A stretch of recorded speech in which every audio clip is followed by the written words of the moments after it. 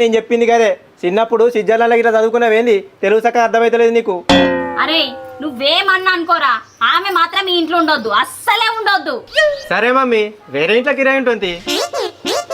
అరే గీ అతి తెలివి మాటలు మాట్లాడితేనే కోపం వచ్చి పాపం అనకుండా నిన్ను పొట్టు పొట్టు కొడతా. సరే తీయే, అయిపోయింది అయిపోయింది. ఇప్పుడు ఎవరు ఏం చేస్తారు చెప్పి. ఇప్పుడు ఊక ఏవో పిల్లి గెలక సాక్ష్యం అన్నట్టు నువ్వు మెల్ల వాందికు మలుగుతావు. ఏమన్నా చేసుకోరి.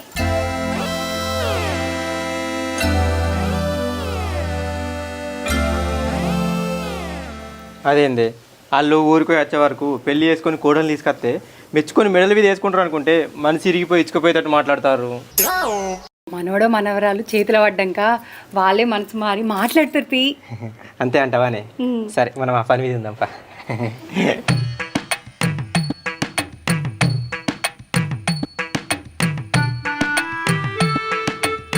ఏమైంది సడన్గా బెడ్రూమ్లోకి రమ్మన్నావు?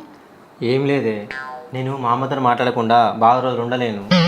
ఓహో, అంటే ఇప్పుడు నువ్వు మీ అమ్మతో మాట్లాడతలేవని నాతో మాట్లాడితే మీ అమ్మతో మాట్లాడినట్టు ఉంటుందని నన్ను రమ్మన్నావా? అది కాదే, అల్లం పేసి పెట్టుకున్నా నా బిత్తిరిపోయినావా. మన ఇద్దరం ఒకటై ఒక బిడ్డని కానీ అలా చేతిలో పెట్టినామనుకో ఇంకప్పుడు వాళ్ళే నాతో మాట్లాడతారు. ఇది నువ్వు చెప్పిన కాన్సెప్టే. వెనకటికి నీయస్ అంటోడే చదువు చెప్పిన సార్ దగ్గరికి పోయి నీకు సాఫ్ట్వేర్ జాబ్ ఎందుకు రాలే అని అడిగిండట. సలహాలు ఇచ్చినంత మాత్రాన నీకు సమయ సందర్భం ఉండద్దా? నిమ్మలంగా కావాలనుకున్న దానికి సమయం సందర్భం కావాలి. మీ అక్క ఎట్లయితే గట్లా కావాలనుకున్న దానికి సత్తా మాత్రమే కావాలి.